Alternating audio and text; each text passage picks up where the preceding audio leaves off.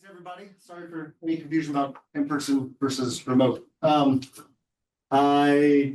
don't know, Nick, if you have a presentation or not, like kind of the last time we met. I think I just want to make sure we're on the same page. In my mind, it seems like there are three things we are needing to discuss. I want to make sure that it's the FY27 budget and, updated revenue projections, expense projections, things, whatever that is. I'm not sure if y'all want to talk about the circuit breaker, but I think there have been questions from your end about the circuit breaker, so if we want to talk about that. And then last one is kind of the longer term projections in terms of FY28, 29, et cetera. Does that sound right to y'all? Does to me. Nick, yeah, do you have any, I don't mean to say you should have a presentation. No, I can just provide the latest update in terms of where things stand. We shared some of this over the course of late yesterday and last night with John and Katie and others. So if you could just let me share, I have just kind of the rundown as to what the latest update is.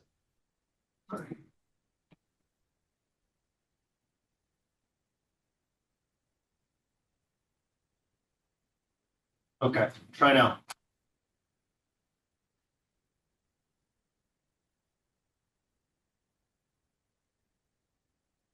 All right. So I'll just run through a series of budget adjustments. Some of them we've talked about previously, or at least I've shared previously. Now we're kind of tracing back to where we were a few weeks ago. These are a summary of the changes that have happened in that time span. We've changed our forecast on debt service, which resulted in about a $230,000 reduction in expenses. Just updating our forecast for interest rates and our strategy around the Cunningham Collycott project to align that issuance with our other long-term debt project, which is the fire station project. So those have very long terms, and we would issue those together and start paying those debt back together. So that resulted in a reduction in costs, and a large portion of that is a shift of when we'll start paying the debt for that project into fiscal 28 rather than in fiscal 27. Health insurance, we have approximately $274,000 reduction in expenses by charging health insurance costs for certain employees out of the general shared budget and into specific budgets where those employees' salaries are being paid out of. One on the town side and several on the school side out of the food service fund specifically. State aid was updated with the governor's budget that was announced last week. So that was a net increase of $225,000 in revenue as both our receipts went up, but our anticipated assessments went up as well based on the data released by the governor's budget.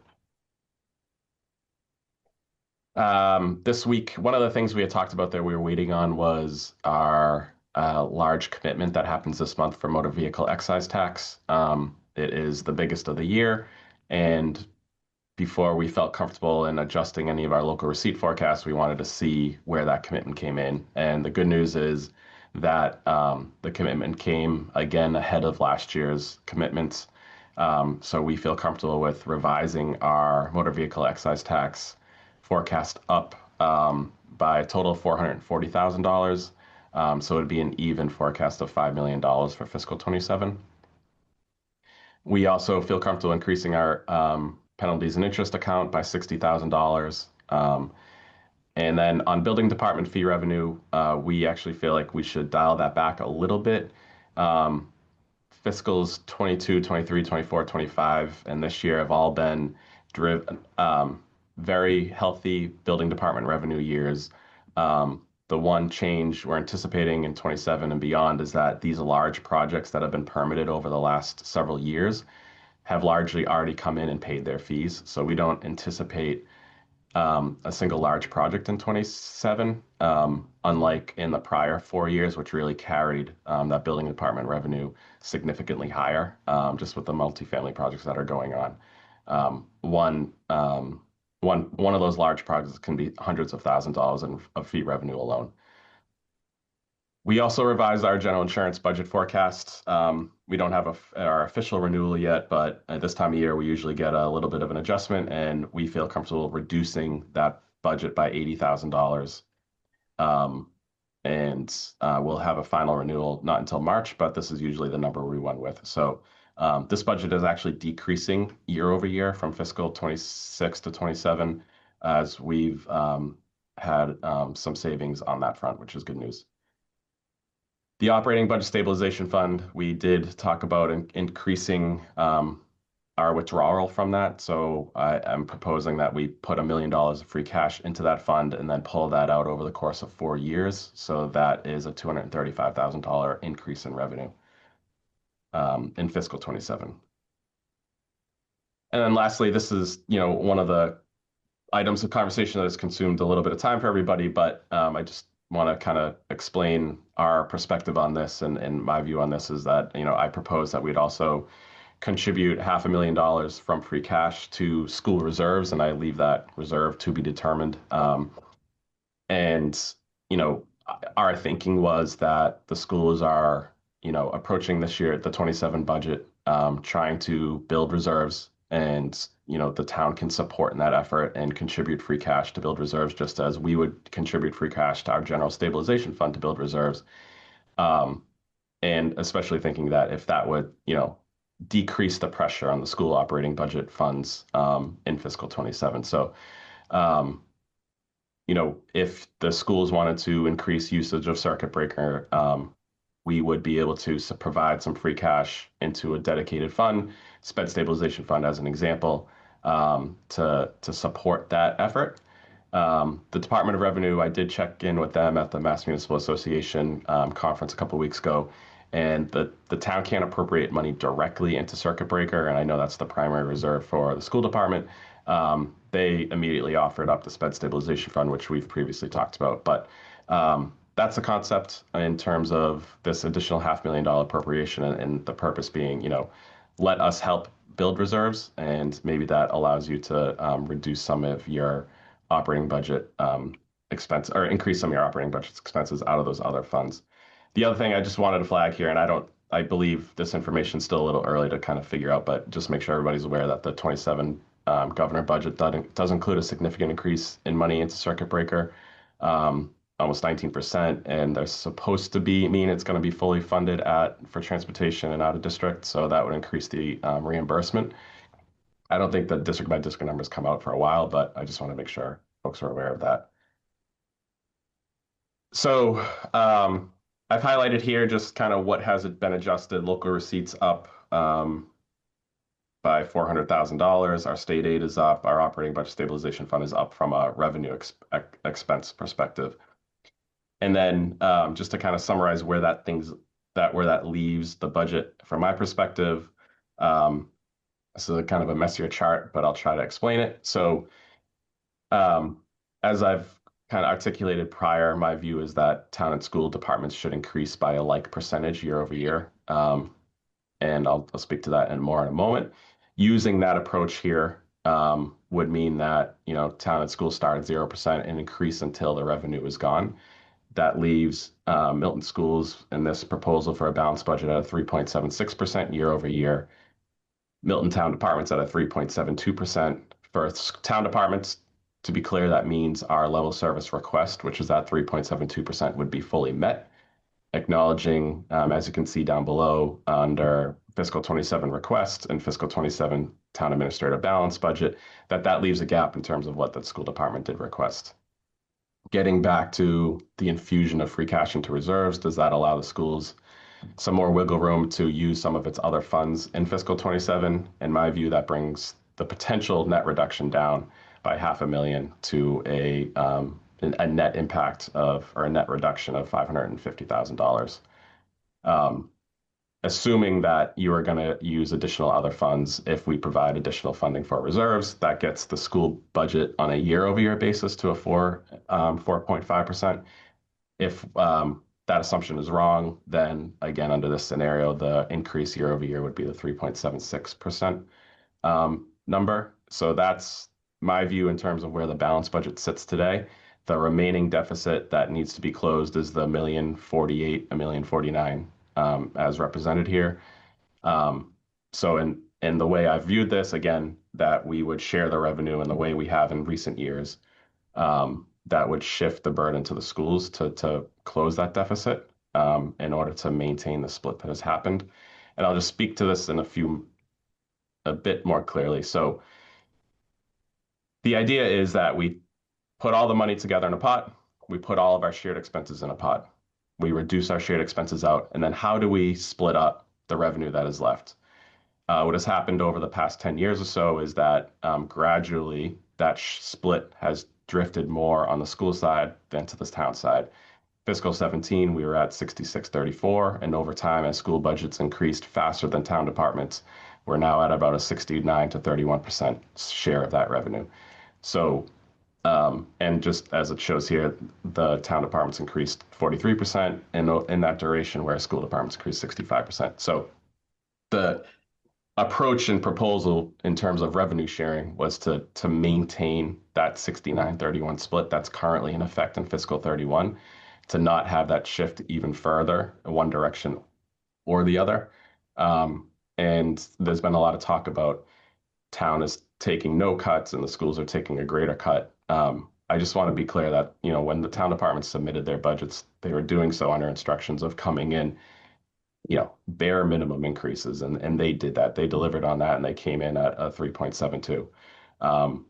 So I don't know that a discussion around one group is taking more cuts than another is helpful, because my departments will hear that and they'll think, well, I need to ask for more in future budget years if this is going to be the way the conversation goes. So I just was trying to reframe where this came from, so it wasn't like I'm trying to target the schools and say you have to cut. It was more about saying we should continue to share the revenue the way we are in fiscal 26. We should do that in fiscal 27. So that's really a summary. I'll flip back to this slide just to kind of recap again. Under this balanced budget scenario, what the adjustments that we've made, we have $1,048,000 deficit. If we share that revenue, that gets town departments to full funding for level service. It does not for a school department.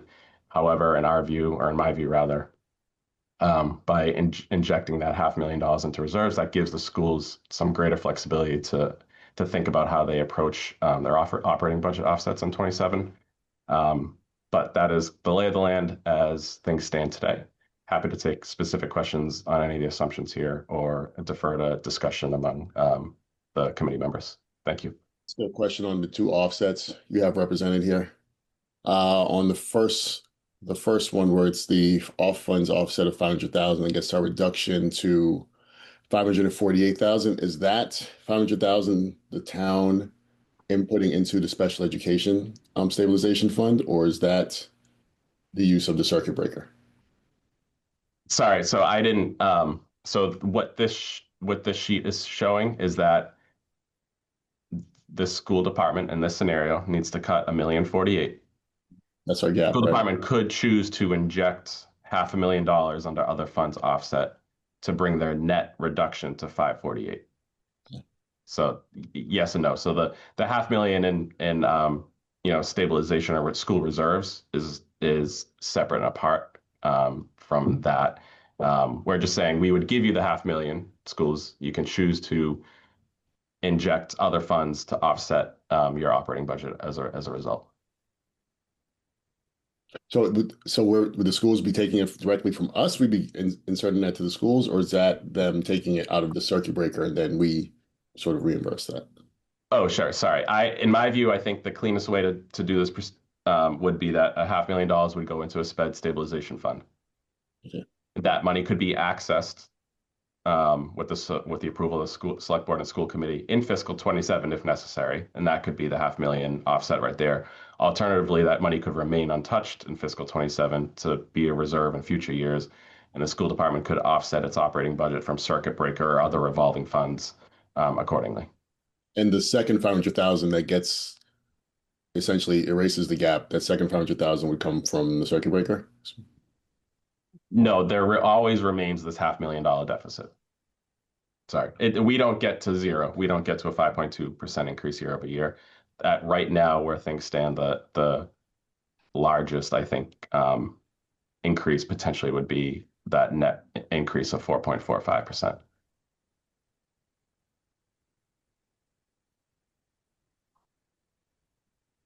Thank you, Nick. Sure. I just can't see it. Question? I'm just asking what that number is because I can't see it. 548,622. Right, it's if in fact the $500,000 is used to offset the operating gap, then the true gap would be 548,623.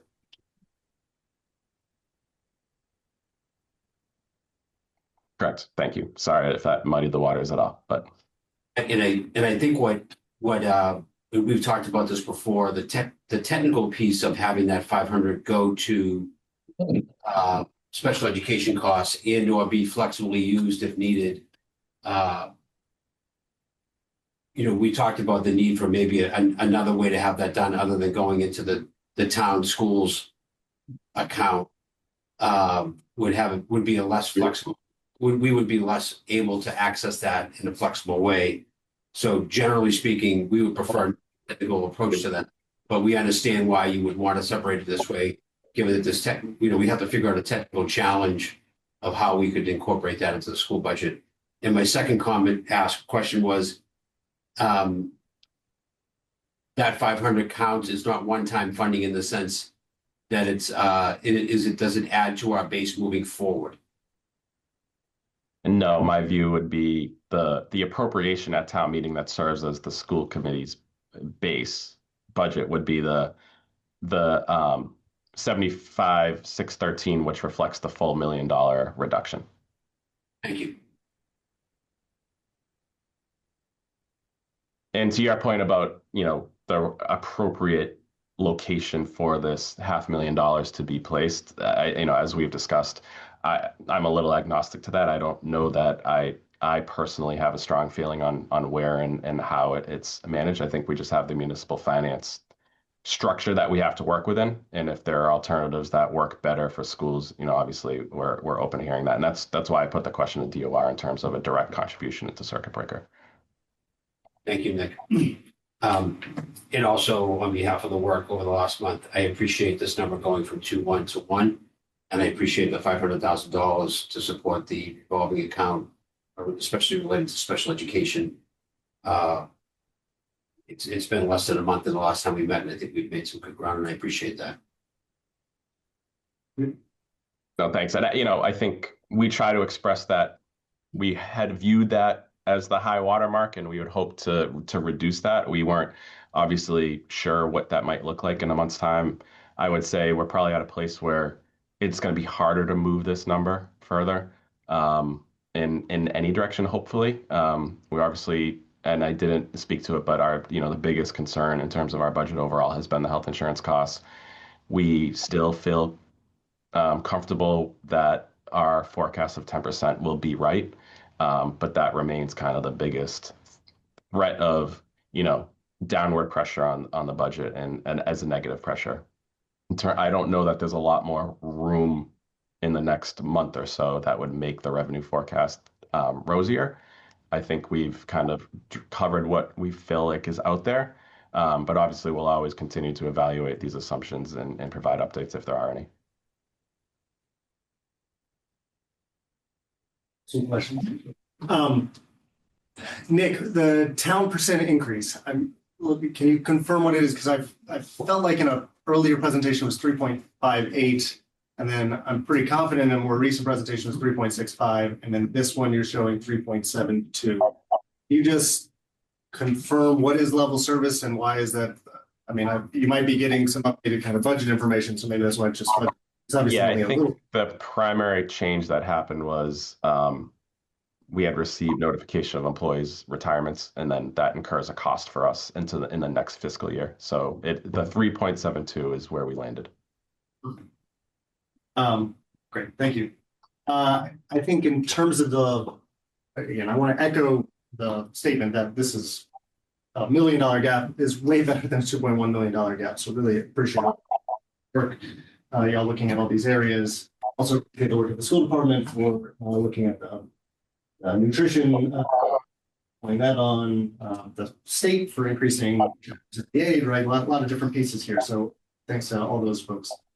I think in terms of the statement you made about you think the town percent increase and the school percent increase should, saying like be closely aligned. You can say they have to be equal. So I give you credit for that. In that scenario, if we had a revenue picture where we could get to 4%, right, for both the schools and the town, and we obviously know the schools for a level service ask, I know your departments gave you kind of a main number. That is, I think, what we also gave you, right? We're not adding anything, it's just rollover. But in a scenario where we could get 4% for both, are you saying the town's strategy there would be to give 4 to both and to expand town services while also contracting school services? I'm saying for fiscal 27, where we sit today, I am comfortable with a 3.72% increase for fiscal 27. Yeah, I'm not talking about the fiscal 27. I'm talking about the theory or the policy, I guess, that's kind of guiding, the principle maybe is the word, guiding your budget planning. In a scenario where you could get 4% to both, that would be an increase to services to town departments and a cut to the school department.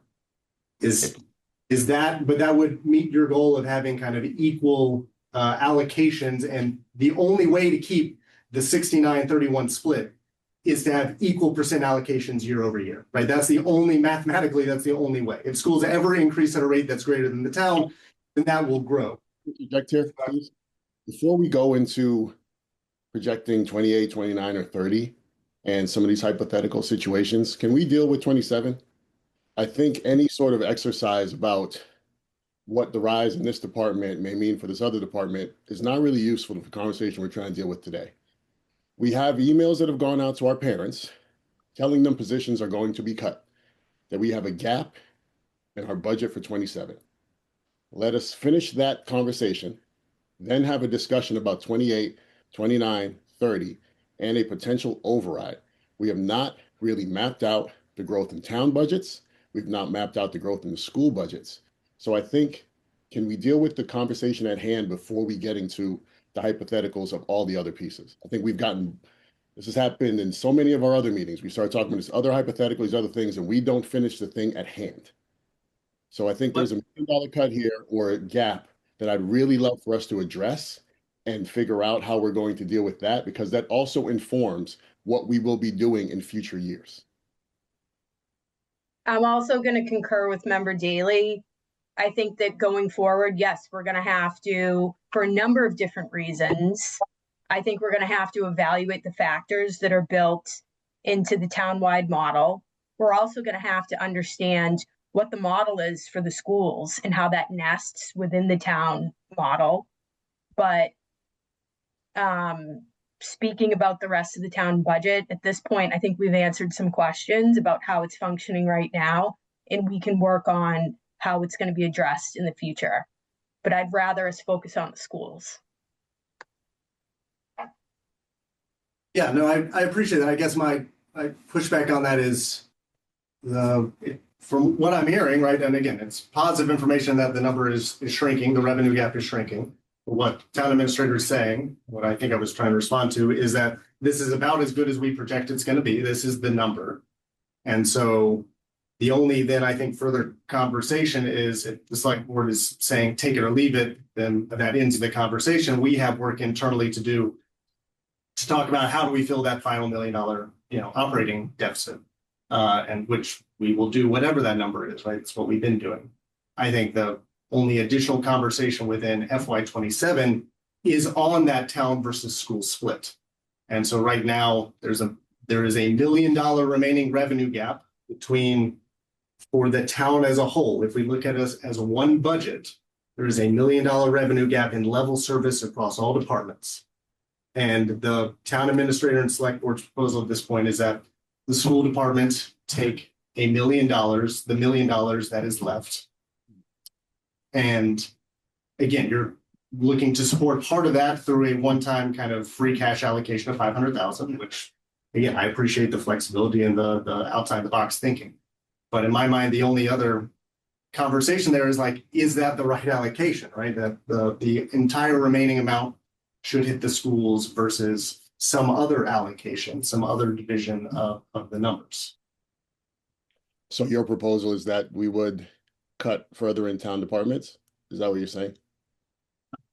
I'm saying the revenue amount is the same, and if we look at this as a one town budget, then I would think as a town, what we're trying to do is minimize the impact to level service to all of our residents, right? We want to provide an experience for our residents for next year that is as close to what they are experiencing currently, if not better, within a level service budget.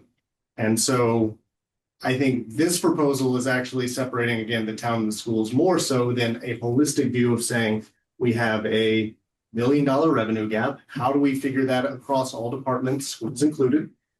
And again, if the select board's decision is say like, we think the town departments really need this money, we don't want to cut them at all, and we think the schools should take it, that is a decision, that's a solution. But to me, that's the only remaining conversation within the FY27 discussion is how do we divide up this remaining revenue gap?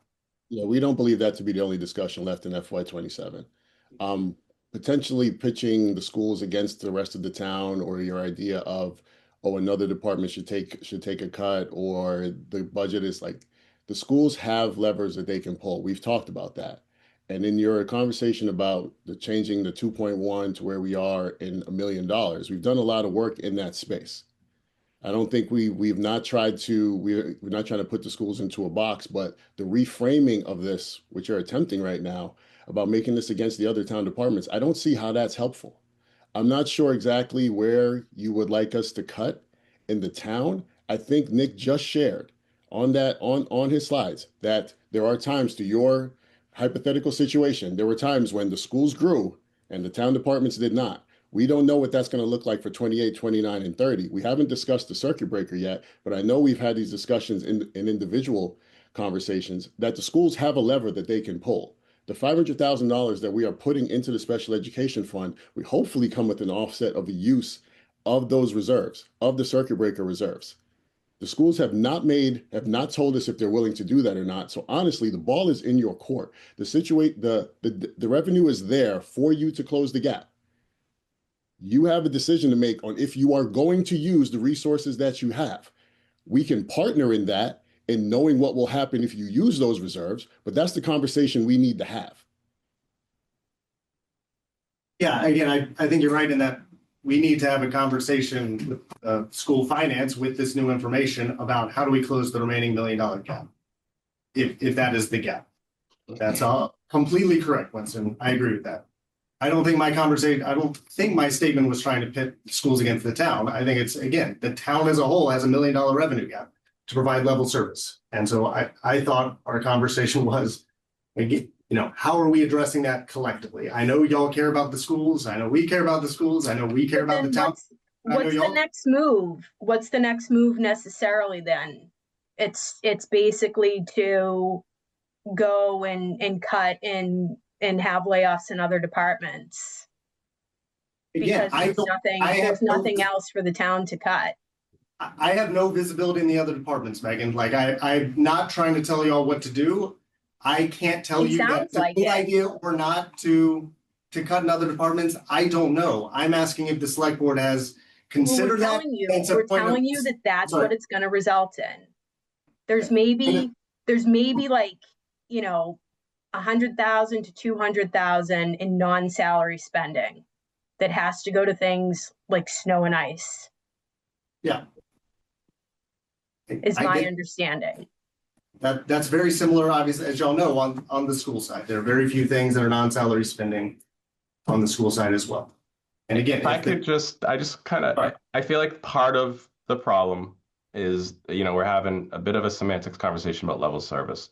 And, one example is DPW, and this is a particularly bad winter with a particularly bad snow and ice deficit, but we have historically spent upwards $500,000 in snow and ice. our budget for snow and ice is $160,000. Now, we increased that in this year's budget by $90,000 to $250,000. But really, a level service budget would be taking that 160 to 500. We're not trying to do that in fiscal 27. If we did, my 3.72% request is going to be a 4.8-ish. So like that, it's just an example of if we get too far down the road of what level service is or isn't, it becomes a challenge. I think it's better to have the conversation about what is the revenue split, and is it from a policy perspective that we want to shift a little bit more to the schools in one year, a little bit more to the town in another, than these conversations about level service, because I view it as we call it level service. It's a mix between level service and a level dollar budget. And we've left asks on the table trying to make this budget work. And so I just don't know that it's the most helpful way to approach the conversation. And I think flipping it the other way around is saying, what should we dedicate our revenue to as a community is probably a little bit more helpful, because if we get into this game of whose level service asks is greater, so therefore who's taking more of a cut, next year we will request that we bring snow and ice up to the historic norm rather than where we actually budget it. So, and that will look like a very significant increase that we can defend as a level service increase. I just don't know that that's going to be a productive approach on the budget. So that from me is the pushback on this approach of sharing of cuts. They're not cuts. Nobody's budget is getting cut. Everybody's budget's going up. It's about a question of how much, and the how much is a metric that isn't a scientific number. Like when we approach the fire department budget is just about actually going down year over year, because there are retirements. We take out those higher earners and we bring in lower earner firefighters as they progress up the chain. So that is reflected in the fire department budget this year. It's not going to be that case next year. So now automatically our level service budget's a little bit higher for fiscal 28. So that moving target of what the defining level service is just an impossible answer that that is just my concern with going down that road. And I felt I was trying to reframe it a little bit to think about, do we want to shift the revenue split in a given year, have that policy discussion rather than kind of debating whose level service was higher and is more accurate.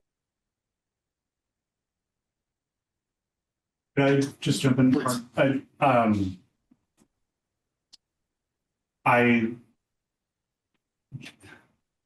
So Winston, you had said that this conversation about the budget split is really a question for future years. I think it's okay to talk about it now, because Nick, like the examples you just listed, and you probably have 10 others in your back pocket that are real, are helpful in contextualizing the decision for us so that we can talk about it all together and speak the same language to all the people who are asking us these questions.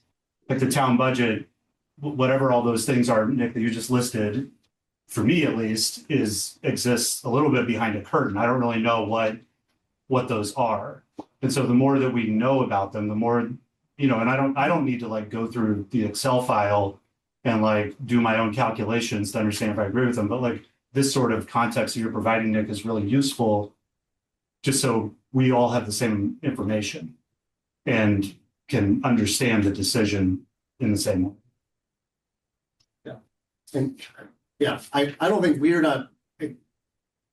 ever asked the town to reduce its level service or do something to try and shrink it, right? That's not on it. We don't, as Nathan said, we don't have that visibility. I hope y'all would have similar feelings of us that, Katie, the town, John, the school department is similarly not doing, funny math to say this is our level number, service number to jump it up. Again, I think I've shared at school committee meetings, the historical school department increase, which far predates John and Katie and all of that, to say, what has Milton just provided to the schools over time? As you said, that's obviously been higher than what the town has received, and that's resulted in that revenue split changing over time. But that is what has been required to be provided to the town, or I shouldn't say required, but that's what has been provided to the schools. over the last 15 years, which is an average of a 5.27%. So I don't think the 5.2% level service increase in schools is, again, surprising or outlandish. I think it's pretty much in line with what schools have done before. And I don't think the school department is jacking up that number in some way in order for some alternative motive of just trying to hoard revenue. Like we're just trying to provide services to kids. I know y'all are just trying to provide services to all the other residents through all the other departments. And so I'm not thinking y'all are, again, I'm not trying to pit us one versus the other. It is a hard conversation. It is a hard math equation. As Nick, you and Amy know, and Joanna better than I do, certainly. It is a hard math equation. From the standpoint of the school committee, my perspective is all we can do is continue to ask you, like we have $1 million cut left over. If that is the number and we're kind of done talking about it, then we have work to do. We have work to do, and we have, as Winston, you've said, there are levers at our disposal even beyond staffing cuts. Our goal is not to just cut staff. Our goal is to meet the budget that is being provided by the town, so we can have a stable level service budget for at least next year. And then obviously we have concerns about years down the road, but if we're talking just about next year. So what I think I'm hearing what the school departments, what the school committee and departments action we are being tasked with moving forward is that approximately $1 million level service reduction is what we will work towards creating so that we have something for the town warrant and town meeting that aligns that overall town budget number. Is that correct? Yeah. I think it's more if you take what we've proposed today, see what you can come up with, and we can have another conversation. Like, I don't, I also feel like, this is kind of getting a little bit rigid with, this is the best and final offer. I think what Nick is saying, there's probably not like a lot of room left. Like, we're just going to be honest with it, but like, let's keep still talking. But like, let's work this problem here now and focus on this year. But we both have work to do with our forecasts for the next 4 years.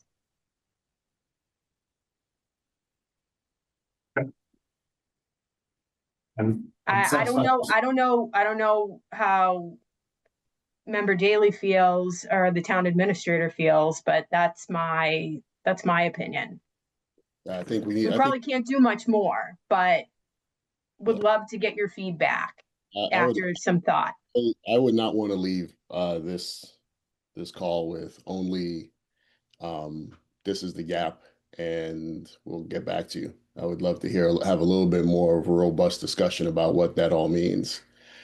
Because get back to us, we've been told that there is an urgency to get something done and settled before February break, and we respect that urgency. So I would hope that we work with that urgency.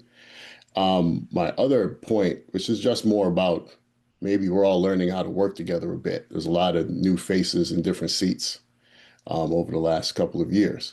But this idea of the understanding or going into every town department's budget for different committees, I think is not a place that we want to be. We have a town administrator for that. We have a staff for that. We have the warrant committee for that. And then the select board plays its role. It can't be that we have to look at in everything that our neighbors are doing to find out what we're going to get.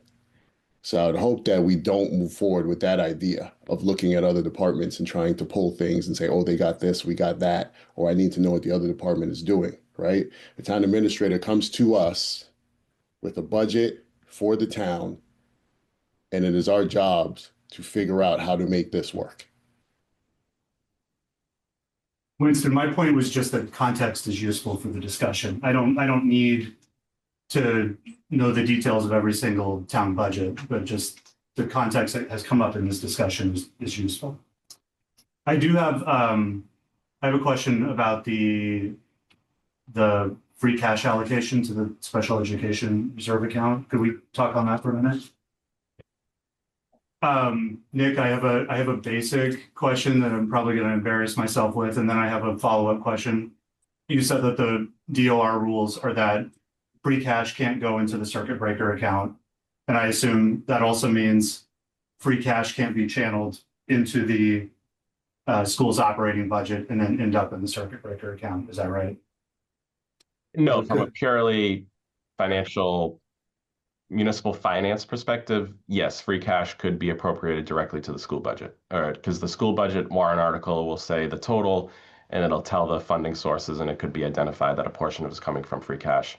Our financial policies do state that, free cash won't be used directly for recurring operating expenses. So that might just look a little bit of challenging. And I think the other concern would be it's not necessary. It can't be, town meeting can't then limit what that free cash can be used for. So once it would be appropriated to the school budget, it would be kind of at the school committee's discretion of how to use it. So that's just kind of the nuances of it. So procedurally, yes, that could happen. Okay, that's really helpful. So maybe we can just spend a few minutes on this. I think, I appreciate the free cash allocation of reserves, and you all know we're trying to build back all of our depleted revolving accounts, but in particular the circuit breaker account. I'm wondering, I wonder if we should talk about whether that free cash allocation can actually go into our operating budget and allow us to then channel that into the circuit breaker fund. And I think I would like to understand the just pros and cons of having special education reserves in a town reserve account versus the circuit breaker account. The circuit breaker account is used to pay our bills. And I'm wondering what the mechanics might be if we need to access the town special education account to pay for costs that come out of circuit breaker that would otherwise come out of circuit breaker. And correct me if I'm sort of misunderstanding anything here. I mean, from my perspective, I'll just share that I think the process is different for sped stabilization fund, where it requires an official vote of the school committee and the select board. And there's, I think there's narrower costs that are eligible for it. And there's a little bit of a analysis of whether those costs can be pulled out of there. So that, I think that's the procedural difference. I think there's an eligibility analysis that has to happen as well. But I'm like I've said to John previously, I'm personally not adamant about where that money goes, so I'm open to kind of conversations about what makes the most sense to accomplish. I think our shared goal is to help to facilitate building up reserve. So what that exactly looks like, I don't know that I have any specific perspective on it, and I'm happy to reach a solution that works for everybody. So Nick, what you stated, or what you've learned from the municipal finance, is that we cannot send funds directly into the circuit breaker account. We can have it in our operating stabilization fund, or we can have it in a special education fund that we created last year. The special education fund means that the school committee and the select board would have to sign off on the funds being used.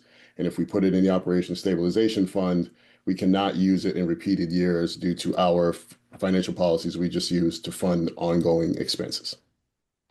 And on the operating budget stabilization fund, it requires a town meeting vote to withdraw. So it's another level. So the options would be sped stabilization fund, which would be appropriation by town meeting, and then withdrawals by school committee and select board. Appropriation to the operating budget stabilization fund, which withdrawals have to come through town meeting. Appropriation to the town reserve fund, which is under the control of the warrant committee. So now it's a warrant committee action rather than another board or committee. And then as Nathan suggested here, a free cash appropriation directly into the school budget, which town meeting couldn't then limit it to say what it can be used for, but the school committee could express what the intention is. There wouldn't be like a legal limitation that the town meeting could set. I view those as kind of the main options, and there might be others I'm not thinking of, but that's kind of the variety of menu of options that you have. Mark. And it could be allocated to either FY26 or FY27, I assume. Yes, correct. At the annual town meeting, there could be an article to amend fiscal 26 appropriations as well. Okay. Thank you. We're talking a lot about the mechanics of how money might move from one account to another, but we're not, as far as I can tell, we're not yet agreed in principle of what even is going to happen. We're not agreed if the town is going to fund $500,000 in free cash. We're not agreed that if the town does that, do the schools reduce their buildup of the circuit breaker by 500,000? We're not agreed. Do they reduce the build up the circuit breaker by 700,000, which was discussed with the warrant committee? I haven't heard any agreement in principle of how things will work. So talking about the mechanics of what goes to what account seems a little premature.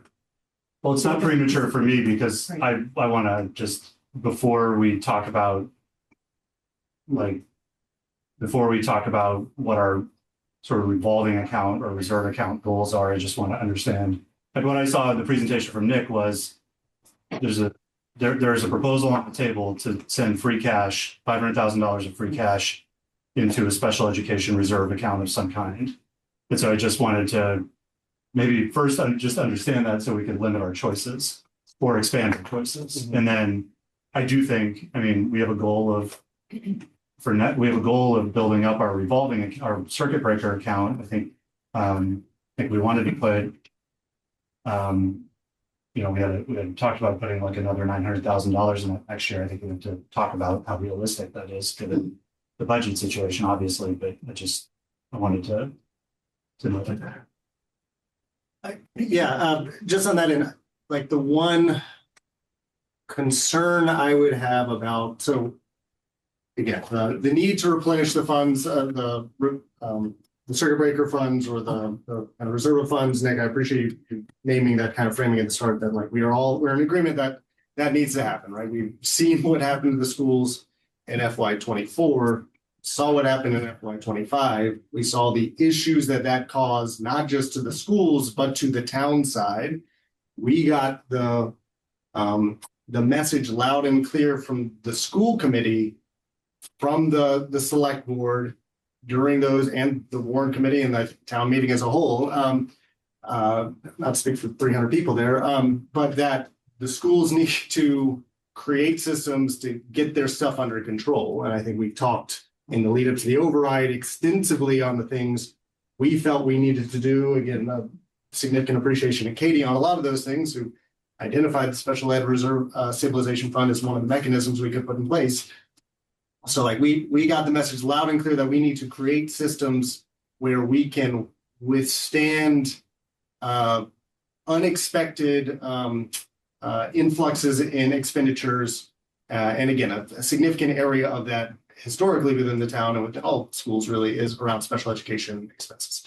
So that was a goal we heard. We, within the override process, established this kind of portion of our operating budget to help kind of build up the circuit breaker, because as the Department of Revenue states, carrying forward funds or trying to build up some reserves within that account that you can carry over from one year to the next is best practice. As Katie has stated, MASBO and other organizations think that actually carrying a full year's in arrears is best practice. And so that's kind of the policy we've discussed internally. But I think, and we can argue about whether or not, again, I think Jay disagrees on like what the number is, what the appropriate number is that the school should be having in that account, right? We can disagree on that, but I think we all agree that we need something to address that. Just to like put that in perspective, if we had followed, like as an example, because I think we're talking about this kind of very theoretically, but in FY23, the school's circuit breaker funding was reimbursed at $2.5 million. If at that point we had carried that 2.5, we had like had this practice in place, we had carried that $2.5 million into FY24, then what that would mean is at the end of the year, when the schools had a $1.5 million deficit, We could have drawn that down. Instead of going to the town for $415,000 worth of ARPA funds, we could have just drawn that down to 1 million.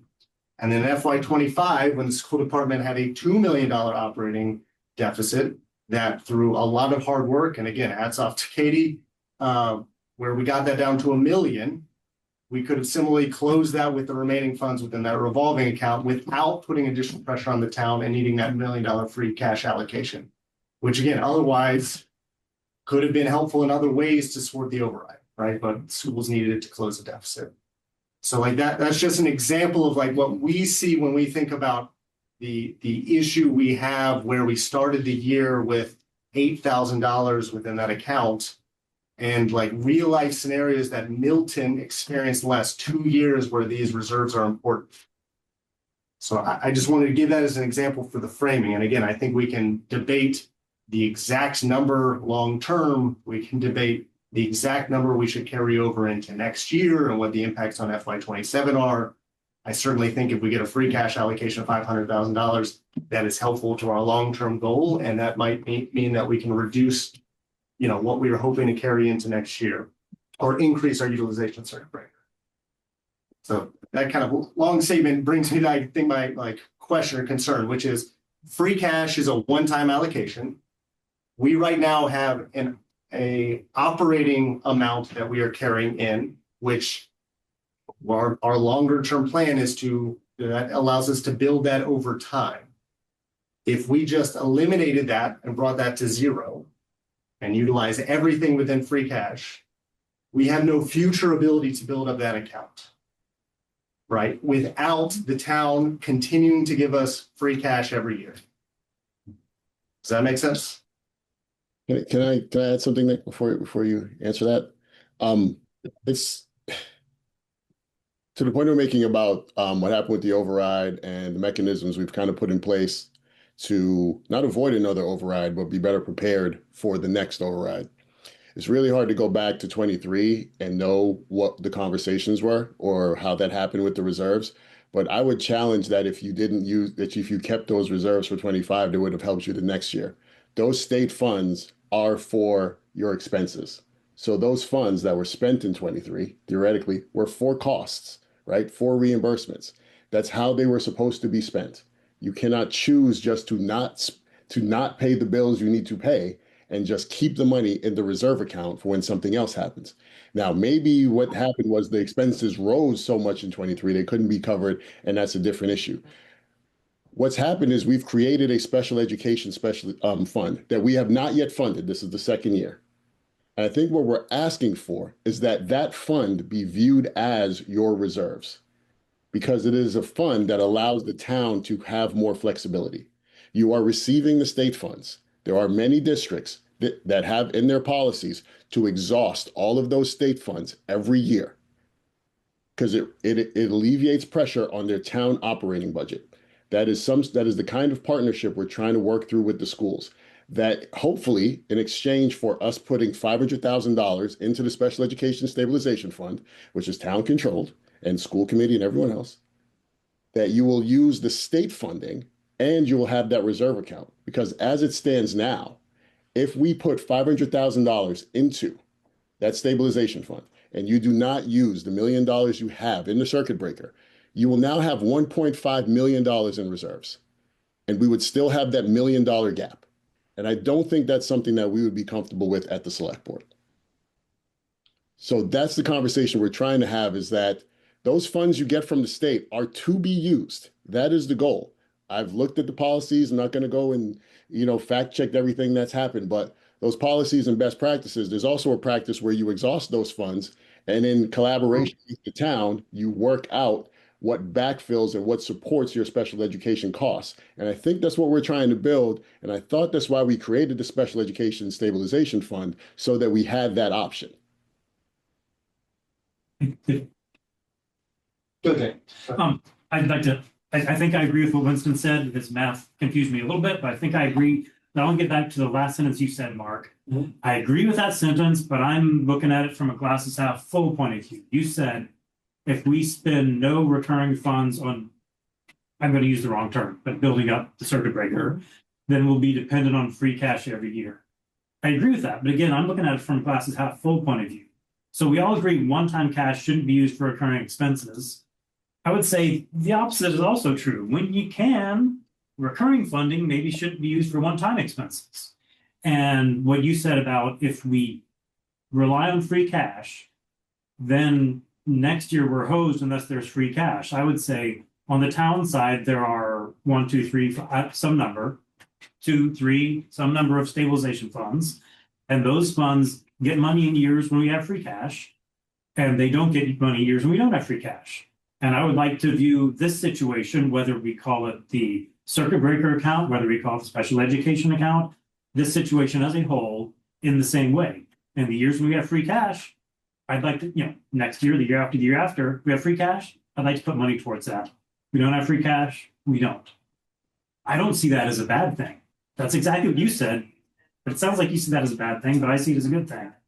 I think so our other reserve accounts aren't so critically low, right? And so I think if we were already in a place where the account was more robustly funded, and we're just talking about like closing the remaining gap, I think I'd be with you. I think we are so far away from the practice we are trying to enact. Again, I disagree with some points Winston's making there. There are lots of towns that do have policies where they roll over a year or almost a full year, right? You look at Westwood, you look at Newton, you look at Chelmsford, you look at, there are lots of them. So again, towns do it different. But we have said this is, school committee decision. This is like what we want to do. This is based upon John, who's been a superintendent, been doing this longer than I think the rest of us, not to date you, John, and Katie as well, and that guidance. And again, that's a conversation I think we have internally with the school committee. I think it informs, from my perspective, it informs our decision on what to do, right? And I'm not hearing this necessarily from Nick and the select board, I'm just really hearing it from you, and so I want to differentiate that. But what you seem to be saying is it's an ultimatum. You either do this or we're not giving it to you. Which I have some concerns about. And if that's the case, then there are implications for saying, okay, but then again, what happens next year? And what happens the following year? Because $500,000 is not $3 million, right? It is not closing the gap. And so there is still then that longer term gap that I am concerned about, because I think what I am concerned about coming out of the last 2 years and being in those conversations and meetings managed through that is creating systems that provide that long-term flexibility. And when we as the school committee, Katie, proposed the special ed stabilization fund, that was our request to establish that. We did that as a belt and suspenders situation. That was not as a replacement for circuit breaker. We never expressed that in any way. It was, here is another way in which we can, as a town, establish a process by which to help support a place that has been a historical pain point for both the schools, and because it's affected the schools so much, it hit the town, which is not fair to the town. Not fair to other town departments that when the school department has an overage, it somehow negatively affects them. We don't want that. And so we have tried to manage that internally. We did that again, as we said, within the override, and that was a decision of how we need to build up those funds. We did not ask the town for it. We're not asking for the town for it this year. But we're getting pressure from y'all to reduce this. And again, in some fair and appreciation, y'all are not just telling us to reduce it, but you're trying to all counter that with some free cash. But I am concerned about the out years. And maybe that's just me, but I think within our conversations in finance, that is our concern around the out years. And Well, so maybe that's the issue, but you are asking the town for it.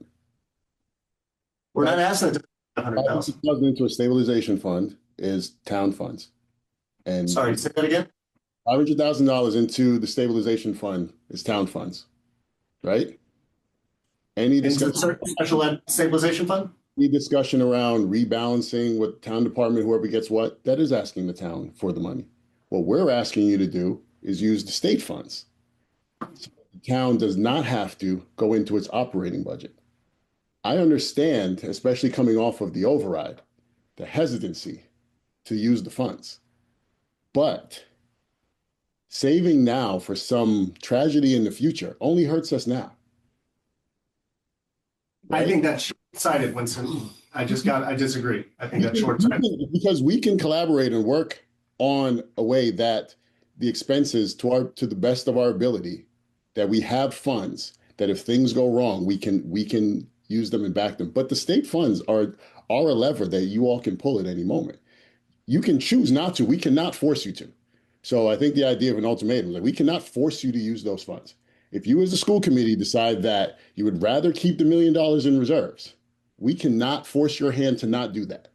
What we're laying out is the plan where you don't, where you spend more of it or you spend all of it. And we collectively come up with a policy for this year and future years around how we handle that circuit breaker fund and the special education fund and the costs associated with it. I think that's the plan we've got to come up with. And if you all kind of want to have that in your own conversations, it's maybe a little too quick for you guys to decide now, but that's really the conversation where it stands. Nick shared that circuit breaker is going to be funded a higher percentage next year. That's the governor's intent. So you will be receiving even more money into that circuit breaker account. So right now we feel we have a lever that can be pulled to close this gap. Yeah, no, Winston, I agree with that point on, again, these things all impact the conversation we have, the projections we've had, and we had a little bit of that at our last finance meeting of like, okay, well, if we get this, maybe we could reduce or increase our usage of the circuit breaker, and what would that mean to meeting our policy? Again, the circuit breaker policy itself is a school committee policy, and so we've talked about that. We are developing that. That's internal. The special ed stabilization fund is again more of a joint one. I just think to say we need to focus on FY27 and fix FY27 and ignore the implications for FY28, 29. That's just not how maybe I'm misunderstanding you, but that was Mark. We have all seen at least 3 presentations about potential ways to do 27, 28, 29, and 30. And what we're trying to do is finish 27 so that whatever dispatches need to happen to the schools happen. And then we collectively work on 28, 29, and 30, because in those years, we're talking about what process we're going to put in place in terms of funding the schools and funding all the other asks, and which of those years will be our override year. Because the pace at which we use our Operation Stabilization Fund is key to that. But we can't get there until we finish this first thing. So that policy, because if you decide today that you're never going to use the circuit breaker, that changes what we do for 28, 29, and 30. But can I interject? I think the one thing we're trying to say is any decision that we make in 27 impacts 28. Like we're trying to do the goal that came out of all of the discussions last year was to have a stable school budget, a sustainable school budget. And one of the things that the phrases that kept coming up last year was structural deficits. And that would what we needed to do was address those structural deficits so that we weren't playing, kind of whack-a-mole at the end of the year, like that we have something set up so that the way we're planning for 27 begins to support us in 28 so that we are beginning to build those reserves. So I appreciate what you're saying, that we have to focus on 27, but we can't focus on 27 and ignore 28. We need to be looking at 27 because it impacts 28. And so I think that we're just trying to look 1, 2, 3 years out because we have to. We can't continue to just look at this first year, cross our fingers, get through it, and then say we'll pick up our head when we're done and look at the next one. And so that's what you're hearing from us. And so if you're not saying that, that's great, but that's the approach we're saying. So yes, we are focusing on 27, but we need to be focusing on the next year as we're focusing on this year. I agree with a lot of what Amanda said, and that's why the warrant committee have talked about ways to use operating budget stabilization funds so that, you're not kept to 2.5% per year. No, part of the underlying discussion is, are we kept to 2.5% per year, 4.5% per year? Maybe that's getting off topic, but When it gets I think- into the third piece of the FY 28. Yeah, If we're but- still on circuit, we might. So that's where I agree with Amanda. What I think I disagree with is the light bulb went off in my head when you said, we want to create a sustainable budget. We may disagree on this. I think I see a much more sustainable budget if you, instead of putting 900,000 into, I can't tell you what to do. We all agree on that. But if instead of putting $900,000 into this revolving fund for the next couple of years, if instead you don't do that and let the town put $500,000 into a stabilization fund for the next few years, that seems like a win-win. We're using one-time money to build up a reserve account, which is what he's usually done. And then you got your ongoing money for your ongoing expenses. I see that as a win-win. I know people at this table don't agree with me. I feel like we're speaking different language because I don't know why we're not agreeing. But that's where I'm. Is it okay if I ask a question? Yeah. Thanks. So, I mean, I hear the conversation going in circles because I do think there's a chicken egg dynamic to this conversation. And I think that for the school committee point of view, feeling a mandate to break the cycle of dysfunction, and to really achieve a next level of fiscal responsibility, that has been our stated commitment. And I think that's an important dynamic here. But I just want to, Winston, I just want to make sure I'm hearing what you're saying. Is you, a few moments ago, you spoke to the possibility, if not the intent, to create a select board policy that would address the town's goal, if not a guarantee, because we all know 1 year to the next free cash will fluctuate. But are you speaking about an intent, a goal, commitment of creating a policy that would provide that stability for the schools going forward? Because if it's just, this is the members of the select board in February of 2026. You can't decide what the select board is going to be doing next year, the year after that, or the year after that. So I think that's where it is a little bit tricky, because you're asking, I think, the school committee to believe that you're giving us $500,000 right now, and you're asking us to, build the budget on essentially if not an assumption, at least a strong hope that we can build back reserves with the select board, the town's help in the future. But do you understand how that feels a little bit challenging to, we can't count on that at all. And so as we are trying to fulfill our commitment to take ourselves to a next level of fiscal responsibility, I'm just naming that I don't see us going totally different directions here. I just think that there's a tension, and I think there's positive intent on both sides to do what we think is the right thing. So Lizzie, are you speaking of, are you talking about when I mentioned a policy of not funding ongoing from the operating stabilization fund, or a policy of us continually funding the special education stabilization? Continually funding the special education stabilization fund. I don't think but I think that's something that we would all work out. I think that's something for all of us to decide. I don't think it matters who would be in the select board seat or who would be in the town administrator or even the school committee seat. If we all sat here with all of the relevant committees and said, the plan that we're putting together is that the schools will spend XYZ from the circuit breaker fund, and it offset to that, the town would put XYZ into the special education stabilization fund, and then you'd put in, parameters of things going sideways. I think we'd all have to agree to that. I don't think anybody's trying to pull the football from Charlie Brown here. This is not a space for any sort of tricks. This is for us to really create a collaboration and real policies that go between all of us. It would have to be. Totally. I'm not implying anything about tricks. I'm just saying, like, even with that statement you just made, which sounds like a good thing to explore, but you are talking about a different way of like contextualizing this year's decisions within future years. So even it's hard to like separate it out, I guess, in that sense too. And clearly, anyway, so I appreciate that as a concept that, yeah, would require further collaboration across the two committees, the town.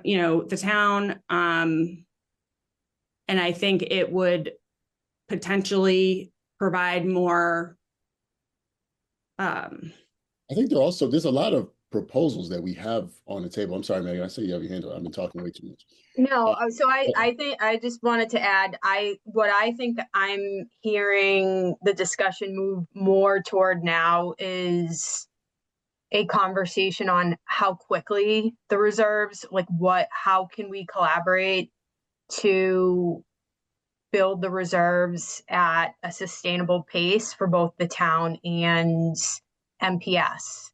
And on the one hand, I hear concern from the school committee that if there aren't enough select board members, so say if the current select board makes a commitment to continue with a regular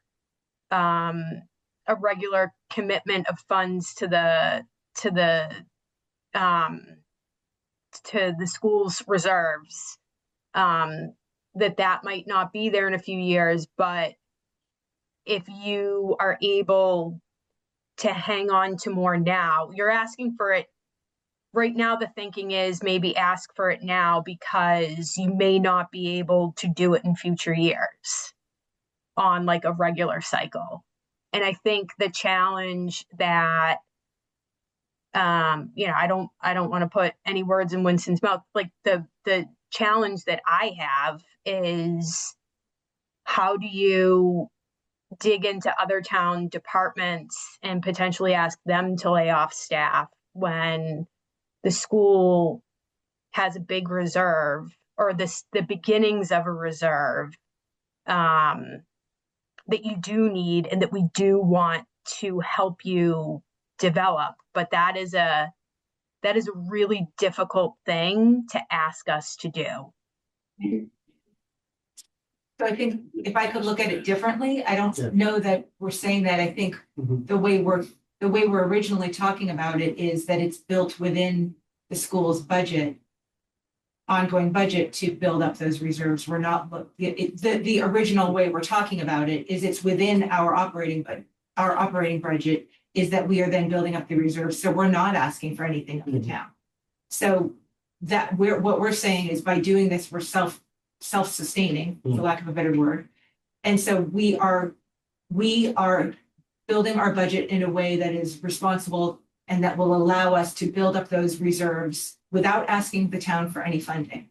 The alternate scenario that's being shared with the Special Ed Stabilization Fund would then be money coming from the town or from the state, however you want to word it, which would be different. So then we're saying, is that something that we're talking about an ongoing policy by which the select board would agree to annually give X amount of money into that stabilization fund? So there are two different things. One is you funding it, and us is saying, the other way is saying we are building a budget that enables us to do this moving forward without any impact on the town or the town budgets or looking for any cuts from anybody. Those are the two different scenarios. But there's always an impact. If you don't use the reserve funds, it's a direct impact to the town's operating budget. I think Katie had that on one of her slides in your meeting last week. She said, for every dollar that's used in the circuit breaker, it's a relief to a local operating budget. So there is an impact. The impact, we're talking about the impact right now. And this is not a mandate, but if you said you were going to use the circuit breaker to fund the $1 million gap, you wouldn't have a gap. Right? Yeah, So, Right, but we also wouldn't have a reserve in our circuit breaker at a recommended level, similar to reserves that are held in the town side at a recommended level that provide an appropriate balance sheet. So what we're trying to provide is a balance sheet for the schools, like the town has a balance sheet for the town that has an appropriate amount of reserves that they have in place that is always in healthy tension with how much of this should be put in reserve and how much should we spend in operating in order to make that year work. And what we're saying is the amount that's in that account right now started at $8,000 this year. We worked hard with the override funds to build it up so we will have a positive number going into it next year. And we feel very, very responsible to create systems where we have appropriate balances in those accounts while we struggle with trying to also provide the level staffing that we're trying to provide as well. So we just don't want to spend it in order to fund positions that we don't know if we don't have enough in that savings account or that balance sheet that could result in us not having enough money next year, and then we just have to lay those people off. So this is a very similar balance between trying to keep your balance sheet sound fiscally, trying to create sustainability and predictability by building up those reserves to an appropriate point, and funding your operating costs in a way that are good for kids in schools or town services on the town side. So I do not want to look into the town budgets. I don't want to ask the town for those dollars. That's not what I'm asking. I'm saying out loud that we are trying to do two things at once. Support the students with the best staffing level we can, with an operating budget that we can figure out with you all, and continue to produce enough money incrementally over time to secure that balance sheet with those revolving accounts being at recommended levels that we feel comfortable with so we can move forward in a fiscally responsible way. That's what we've been asked to do, and we did a very good job of it this year, and we think we have 2 more years worth of work to do like that.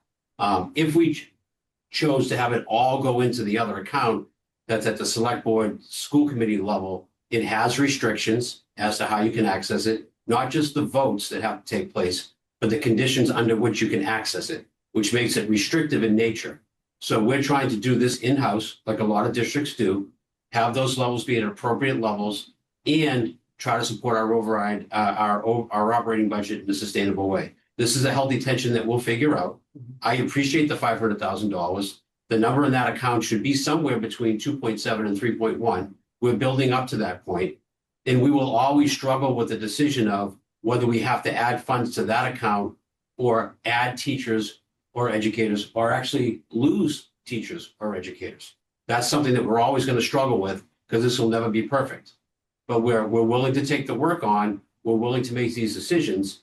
But unless we have a very completely changed philosophy and policy set in place that all that 2.7 or $3 million will sit in that town account, and we expend every circuit breaker dollar for that existing year, Winston, that you have portrayed as one of the options, that could be true. That's the Wellesley model, right? Where the 3 million or the 5 million sits in an account and we expend our circuit breaker every year in the year that we get it. But that's given that there's a healthy account that's accessible by the schools that's always there. It can't be at the whim of, if we have free cash, we'll put money in it, and if we don't, we won't.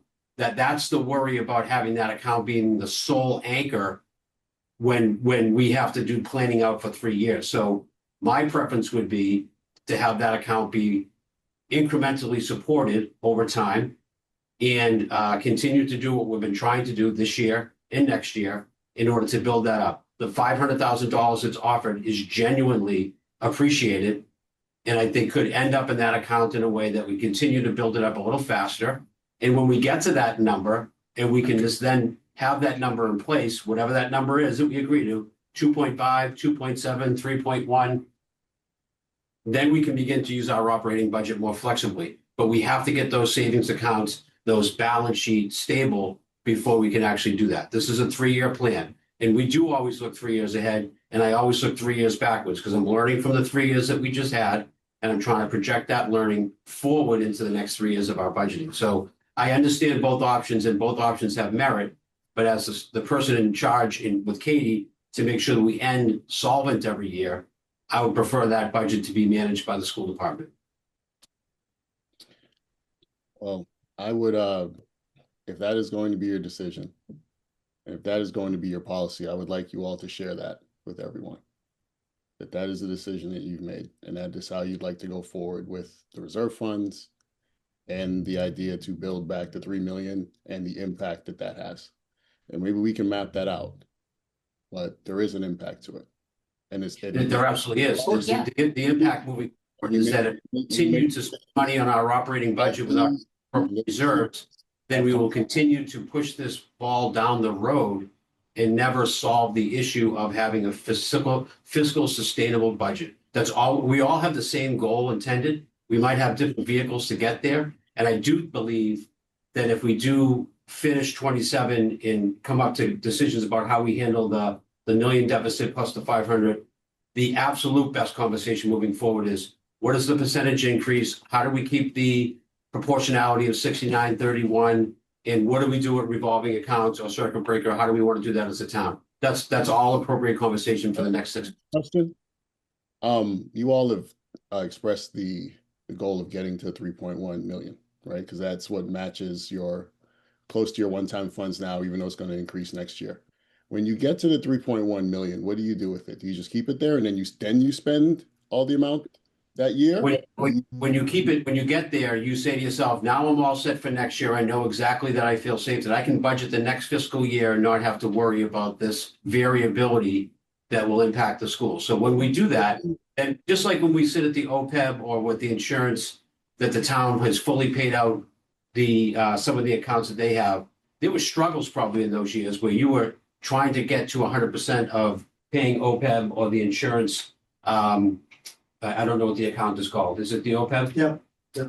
There were years when the town was trying to get to 100% OPEB pension fund paid off, so then they could free up operating money later in the years. And so they did that. That's a huge, huge thing in a positive direction for the town.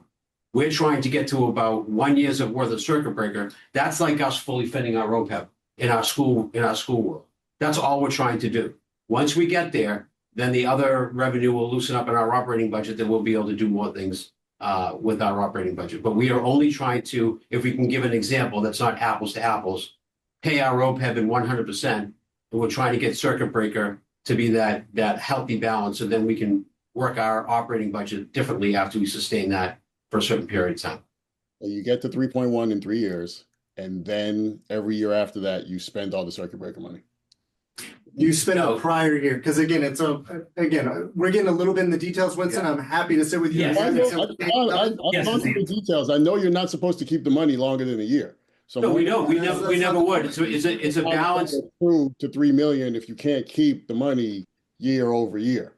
It's a little bit more complex of an equation than that, and we will gladly sit down and go through it and do the pros and cons of it. No one's keeping any money against the rules. We're keeping 1 year's worth of circuit breaker, ideally, as permitted by law, to be expended in the next year, because it has to be expended the next year. Yeah. That's exactly what we're talking about. I just want to be mindful of time, because I know it's 5:56. I'm sure a bunch of folks, and we still haven't quite gotten to the FY28. And I don't know if maybe from some of the tone, I just want to name, I think from our perspective, what we want to say is we are really appreciative of the work the town select board has done to decrease the revenue gap, to decrease the impact on our schools. I think, Winston, the feedback, the thoughts on the usage of circuit breaker, appreciate that. I think that is coming from a place where you are trying to mitigate the impact to the school. You're trying to save jobs for the schools.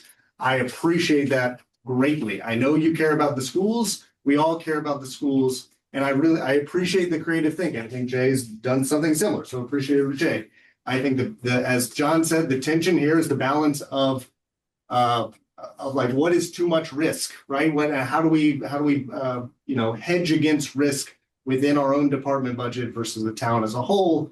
And obviously, there's been a lot of risk over the last 2 years that we've gone through that you and Megan haven't been around for, and so you might have a different perspective. And I think that's fair. And as John said, I think that's an annual budget in any budget I deal with.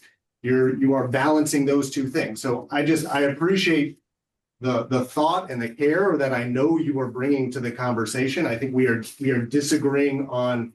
I don't even know if we're disagreeing, because I don't think we have a decision from the school committee side on exactly what we're going to do based upon this new information. I just think we're getting a bit in the weeds, but again, I think at a high level, as we've said plenty of times, we agree we want to create a sustainable and excellent experience for our kids and our staff and our families. And I think that's where this whole conversation is coming from. So I just want to say that, like, I don't think we're on opposite sides. I think there's some tension here, but it's just around. Since we are ending and being mindful of time, and we have this, you kind of have a decision to make here. I would like it to be made clear when the decision is made, this is a decision and a policy. I don't want this framed as we have that we have a town deficit or that the town did not hit some sort of fiscal revenue goal, which is what has been expressed. Own that this is a decision and a policy about how we close the gap. Yeah, I'm not sure I understand. But I could rephrase that. I want to be a little bit mindful of time. I think we still haven't quite, so I think that circuit breaker, I think our next step, as I was saying on FY27, what our next step was, which is moving forward on figuring out the million. With the circuit breaker, our next step is essentially connected to that FY27, which is, again, that's a school committee decision of what we will do with the circuit breaker, how that affects FY27. Again, just because Jay brought it up as kind of an ultimatum here, and I think that is important to know as it relates to the decision we make, is there some requirement that as the select board, y'all feel you would need to put on the $500,000 allocation to the circuit breaker funding, that you would only do that if the schools did Y, right? They'll only do that if we agreed to increase our circuit breaker utilization by a commensurate 500,000 or by more than that. I just want to understand. We have a decision to make as well. I can only speak for myself Yeah. personally. I would not. Yeah, we have other members.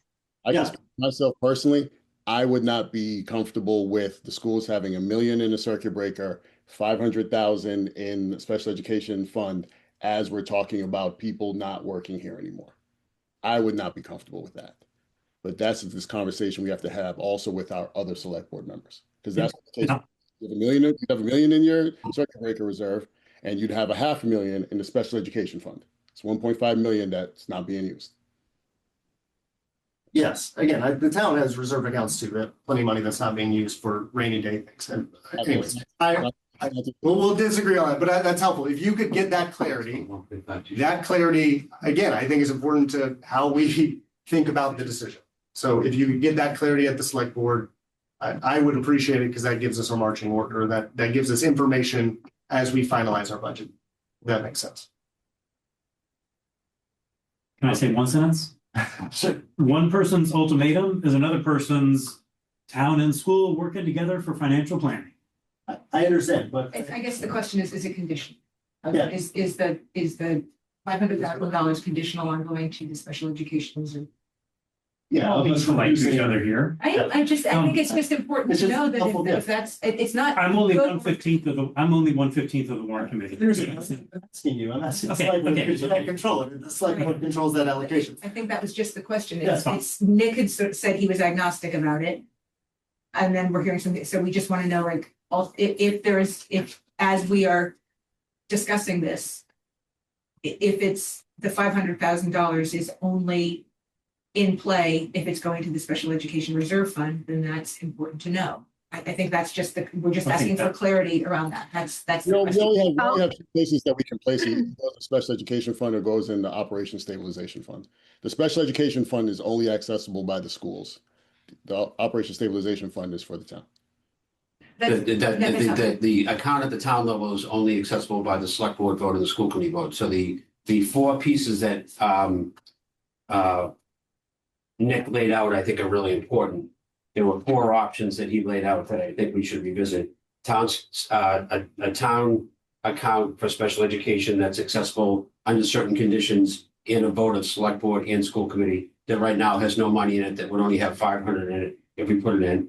Operation stabilization, which is town meeting or warrant committee for town reserves, and putting it into the school budget. That would be some sort of an arrangement that would be done through town meeting.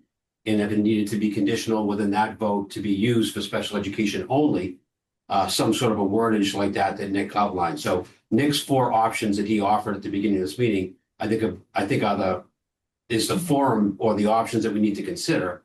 And I would say that should be our focus, because it does make a difference if the select board say the 500 has to go in the select board, school committee, town special education stabilization fund, that changes our dynamic of how we might need to approach the operating budget. Yeah. So I'm not looking to put anybody on the spot. I think those 4 options that Nick outlined are things that we should talk about and consider.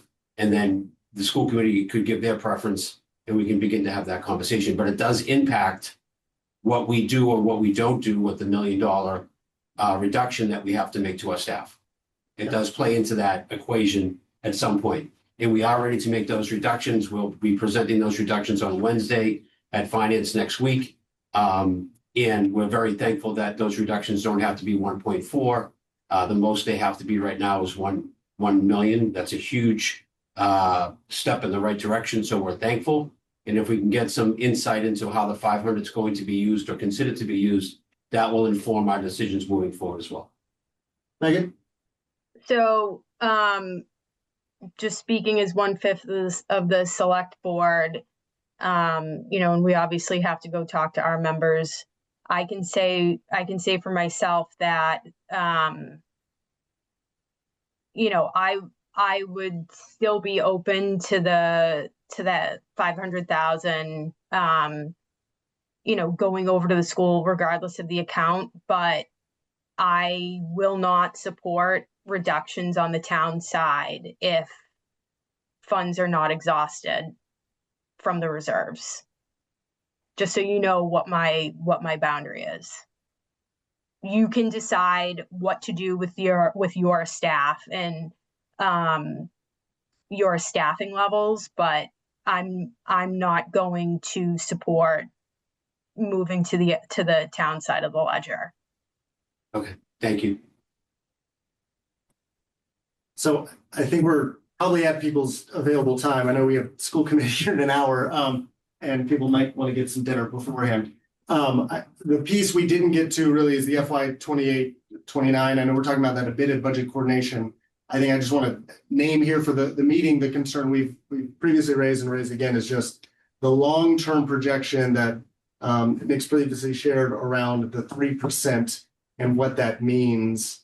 And we would continue to request that the select board and town administrator, as y'all are looking at those longer term forecasts, and again, hopefully we're able to talk about the budget coordination, consider a number different than 3%, consider a higher number, because we think 3% will result in, $1.5 million or kind of, a significant number or revenue shortfall kind of on an annual basis and result in cuts to the school department. Agree that's a conversation we have to reevaluate. That's a conversation that we have to have.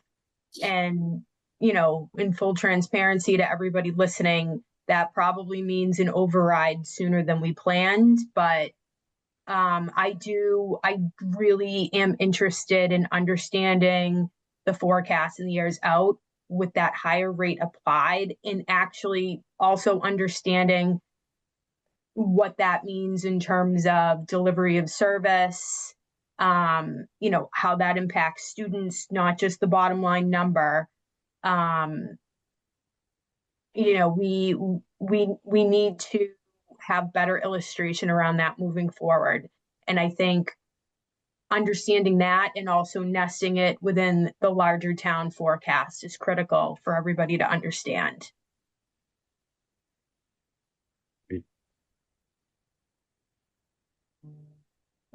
Any other information y'all wanted to cover?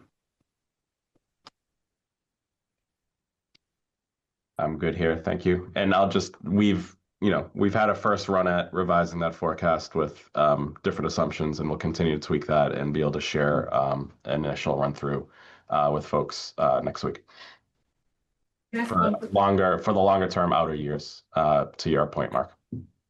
Nick, I just had one quick question, and I know you said it would have minimal impact. Do you know when you get the final number or final percentage increase for health insurance? Is that, because it's still is that in? No, so we got our renewal proposals from the insurers, the carriers this week. We're having a conversation about that, and we should be able to finalize that. So hopefully in the near term, I would say within a week or two, we should be able to say kind of what we're locked in at. But nothing right now that says we should need to deviate from where we're at, which is positive. Great. Unfortunately, it just means it's that 10% number that we've talked about. Thanks. Anything else? No. Okay, appreciate everybody's time. We'll see y'all at budget coordination, or at least some of y'all. Yeah, we need to adjourn. I don't know if y'all do. So To adjourn. thank you for the motion. Is there a second? Great. We're in person, so all in favor? Nick We already will left. adjourn at 6:09. So All right, feels like- thank you. We don't have to adjourn on our end because we're a guest at this. Yeah, okay. All right, thanks, everyone. Thank you for your time.